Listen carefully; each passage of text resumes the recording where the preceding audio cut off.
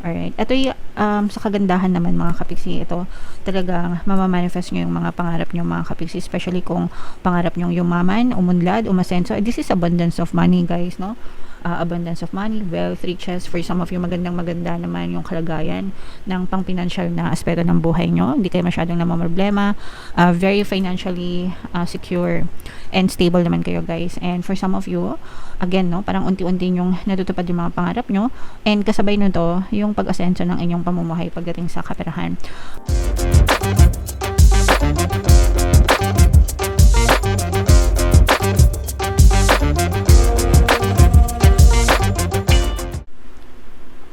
Hello guys, hello Libra, welcome back to Pinoy Pixie Tarot. Ang pamagat ng episode natin for tonight is half month kapalaran or mid-month kapalaran para ngayong February 16 to 28 para sa Libra, Sun, Moon, Rising Sign, and Venus. So, unahin natin tong deck na to mga kapiksi. Ito yung mga angel messages para sa inyo. So, una guys, this is a reminder, no, na baka medyo disconnected kayo with your spirit guides and baka nakakalimutan ng magdasal or magsimba mga kapiksi, or baka hindi nyo, wala na kayong time sa mga spiritual connection nyo. So, or sa spiritual aspects ng buhay nyo. So, it's important guys, no?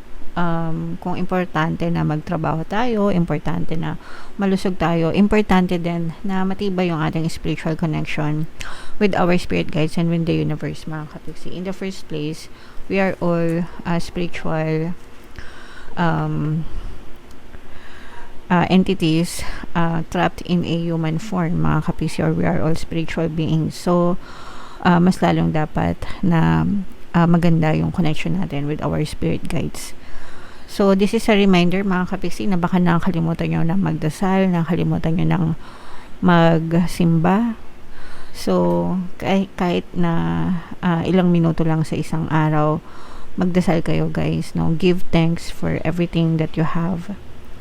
And kung nagagawa natin mag-scroll sa social media ng ilang oras, 'di ba, sa isang araw, ano ba naman yung ilang minuto ng pagdadasal mga kapiksi? So, magdasal guys. For some of you guys, medyo nagkakaroon ng konting problema sa health. Maaari nagkakaroon kayo ng mga health issues guys. So, physical, mental, emotional, and even spiritual health mga kapiksi. Especially nowadays, yung mental health, no, medyo nakaka-bother siya. Kasi medyo dumadami yung mga tao na nag-a-attempt na putulin ang kanilang buhay. Dati, parang uso lang yon sa ibang bansa. Pero nagugulat ako na nowadays, medyo nauuso na siya sa Pilipinas. At saka, younger generation yung medyo affected guys. So, wag ganun mga kapiksi. Value your health guys, no? And yeah, and ito guys, ilagay sa tamang balanse lahat ng bagay sa ating buhay, lahat ilagay sa tamang moderasyon. You cannot appreciate light without darkness, and you cannot appreciate darkness without light, no? So dapat lahat yan equal, lahat balanse mga kapiksi. So, ilagay natin sa tamang balanse yung mga bagay-bagay sa buhay natin. So, yan yung mga angel messages. Ito naman guys, titignan naman natin yung mga nakaka-influence sa love life nyo, no? So, kung ano lang yung makaresonate guys, kasi iba-iba kayo ng mensahe. So, latag muna natin. Guys.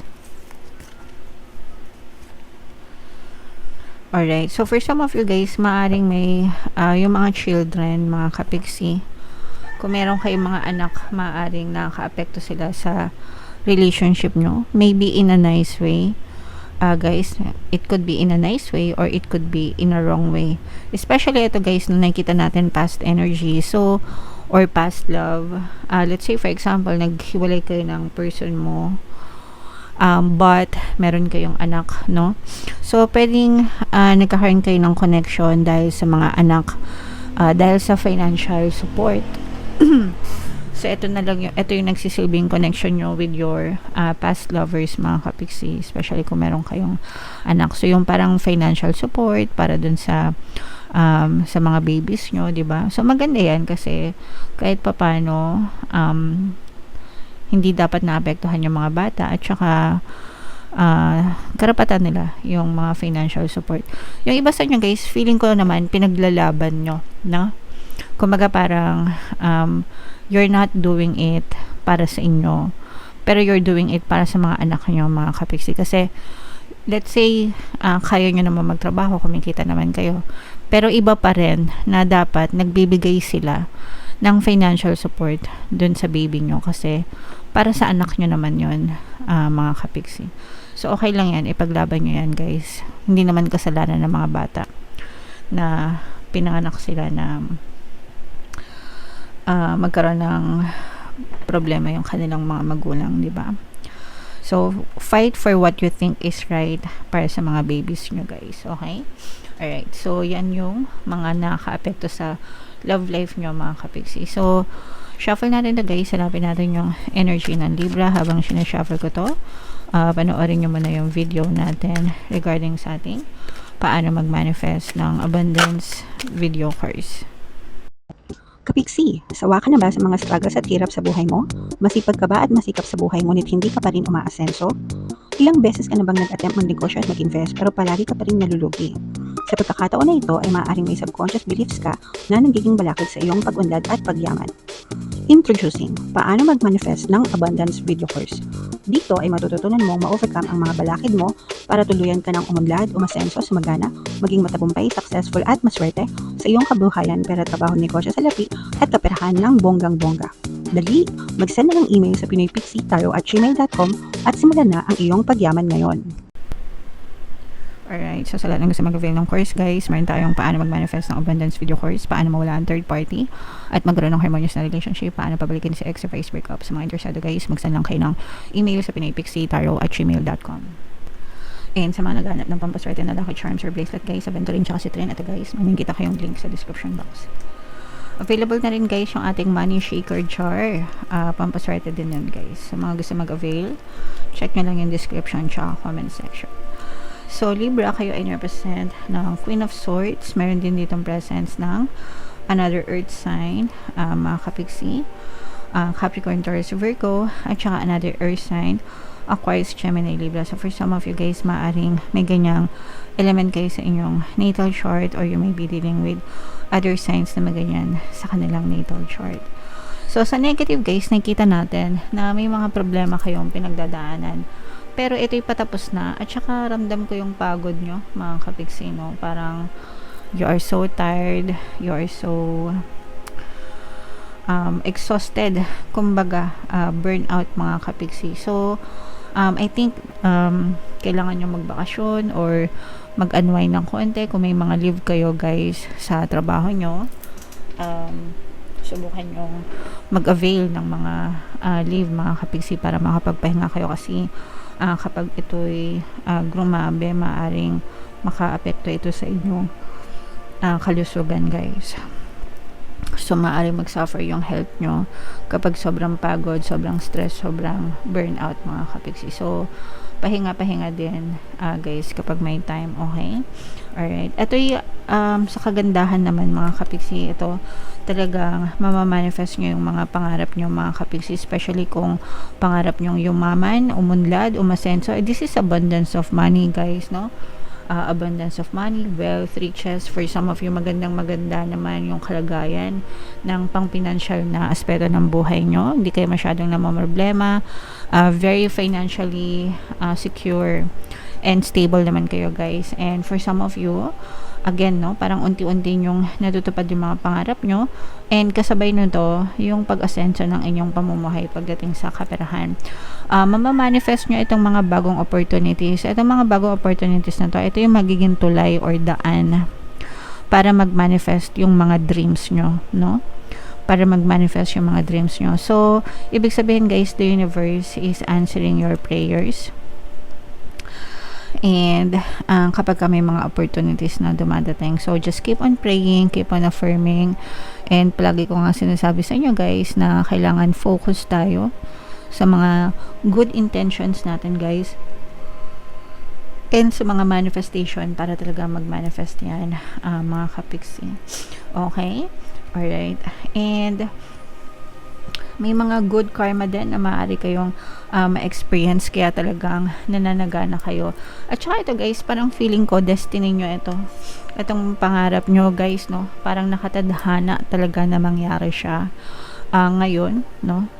So, the universe is carving the path for you, no? Para dadaanan mo na lang, mga kapigsi. Okay? So, the universe is helping you to manifest your dreams into a reality, guys.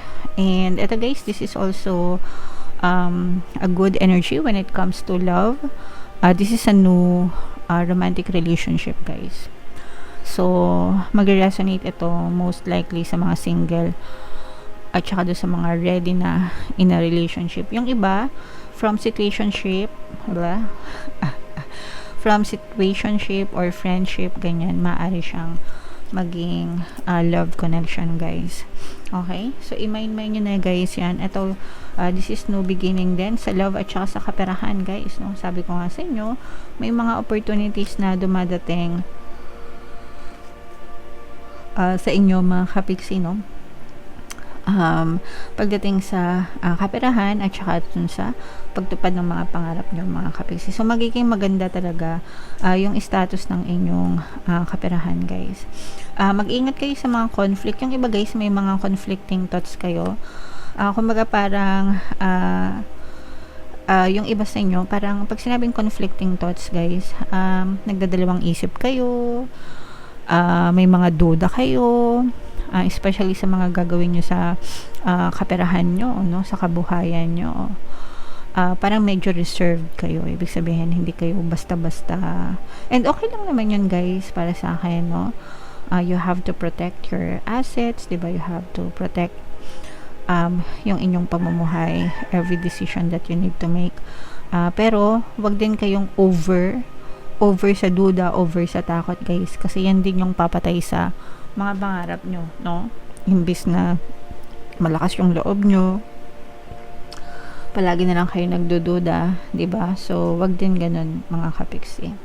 It's okay to have a conservative approach. Ibig sabihin, dahan-dahan na approach. Wag magmadali. Pero, wag naman yung wala ng approach.